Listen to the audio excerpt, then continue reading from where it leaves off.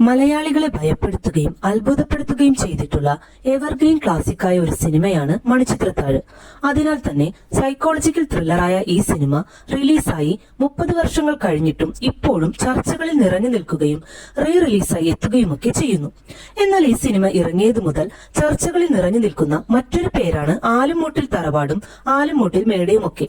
അതിന് കാരണം മണിച്ചിത്രത്താഴിന്റെ കഥ രചിച്ച മധുമുട്ടം ഈ കഥ എഴുതിയത് ആലുംമൂട്ടിൽ മേടയിൽ നടന്ന കൊലപാതകത്തിൽ നിന്നും പ്രചോദനം ഉൾക്കൊണ്ടാണെന്ന് പറഞ്ഞതു മുതലാണ്. അതിനുശേഷം ആലുംമൂട്ടിൽ മേടയെക്കുറിച്ച് നിരവധി കഥകൾ പ്രചരിക്കാൻ തുടങ്ങി.